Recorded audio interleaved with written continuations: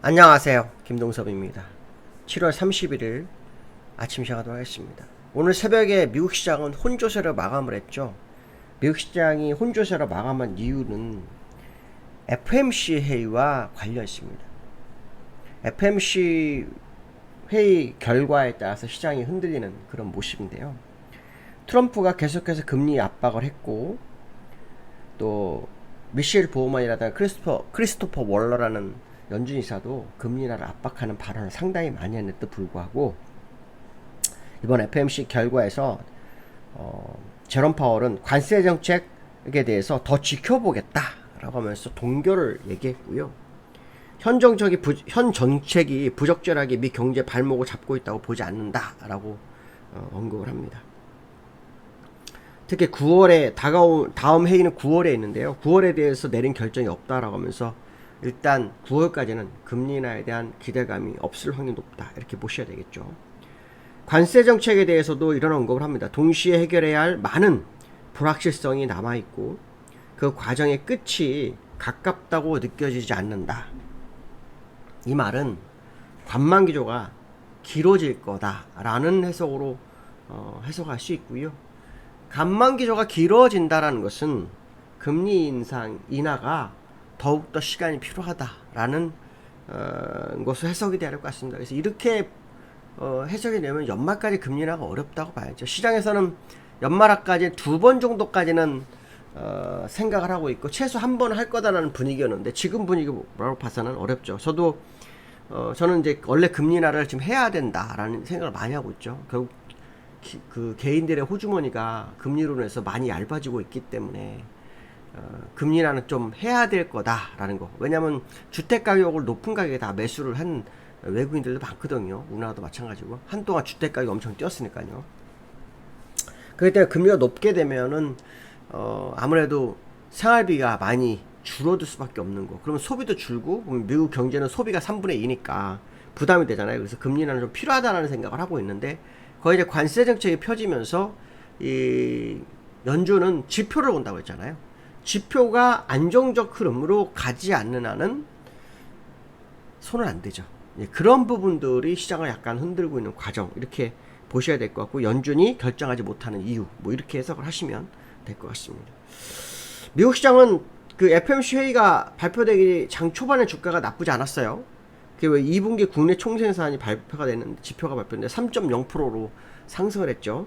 1분기 때 마이너스 성장세였는데 회복이 됐다라는 쪽으로 해석이 되면서 투심을 살리는 듯 했지만 FMC가 주가를 밀어내는 그런 흐름을 보이고 있습니다. 지금 해외 시장 시간에서 나스닥 1% 오르고 있거든요. 오르는 이유는 그 메타 시간에서 실적 발표가 있었는데 메타가 깜짝 실적 발표했고 MS도 깜짝 실적 발표하면서 그 지금 시간에서 메타가 10% 오르고 있다 합니다. 그게 이제 나스닥 선물에 영향을 미치고 있고요. 2분기 매출이 21%가 늘었고 순이익도 18%나 늘었다고 하네요. 그러니까 엄청 많이 늘었기 때문에 그것이 결국 시장에 영향을 미치고 있다, 뭐 이렇게 해석을 할 수 있을 것 같습니다. 오늘 시장을 보시면 나스닥은 0.15%, 다우는 0.38% 하락하는 모습인데요. 다우는 계속 여기서 오늘 장중에 0.8%까지 밀렸었네요. 여기서를 돌파하지 못하고 있어요. 월요복으로 딱 쌍봉이죠. 딱 쌍봉입니다. 그래서 이 다우 차트로 봐가지고는 좀 부담스러운 시장의 모습이고요. 나스닥으로 보면 좀 다르죠. 나스닥은 이제 조금 연장선을 더 갈 수 있는 뭐 그런 흐름, 뭐 이 정도로 해석할 수 있는데, 이것도 사실 보면은 이제 오르긴 했지만 별거 없죠. 그렇죠? 별거 없습니다. 지금 해외 지수가 이렇게 오르고 있지만 이게 정말 시장에 영향을 미칠지 오늘 본장에서의 흐름이 상당히 중요할 거다, 뭐 이런 말씀 좀 드리고 싶고요. 오늘 새벽에 국내 시장 뉴스가 하나 있었습니다. 아시겠지만 우리나라가 8월 1일이면 그 관세 협상을 마무리를 해야 되잖아요. 근데 오늘 협상 타결했다고 뉴스가 나오고 있죠.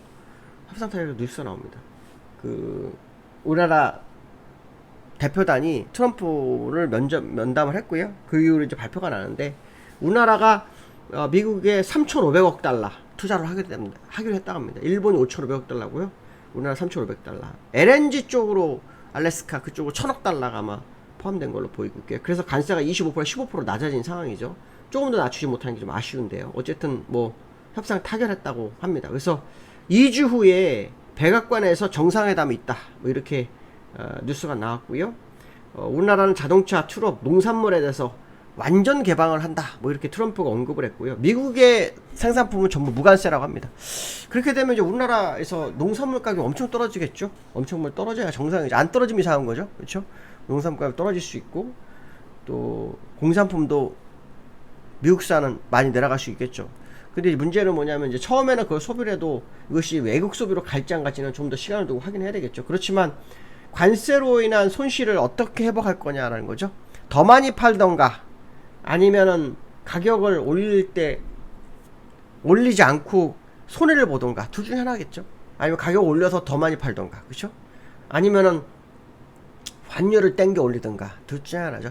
환율이 땡기면 사실 시장에는 도움은 안 되죠. 주가가 뭐 영향은 별로 없었던 요 근래 모습은 있지만 도움은 안 되는 흐름일 수 있다. 뭐 이런 해석을 해볼 수 있겠죠. 어쨌든 그런 부분이 상당히 중요한 이슈로 오늘 국내장에 어떤 영향을 미칠지. 지난번에 급등을 하다가 타결 안 되고 그때 협상이 약간 뒤처지면서 주가가 밀렸던 모습이 있었는데 오늘 어떤지 한번 지켜볼 필요성이 있고요.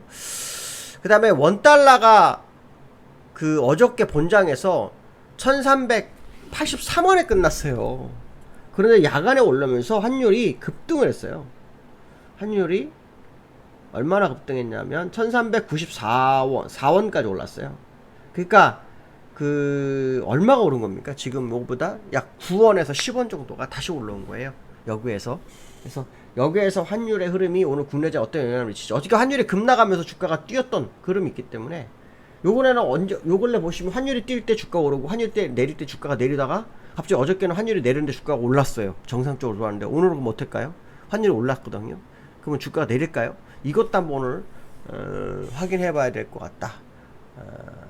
봐야 될 것 같고요. 그 다음에 코스피가 어저께 급등을 하면서 윗꼬리가 좀 생겼어요. 0.5%, 1.2%까지 올랐다가 0.5% 정도 밀어내고 끝났거든요. 근데 기술적으로 일단 정고점이 3330인가요? 아마 3300 예전 월봉을 보시면 옛날 정보 3316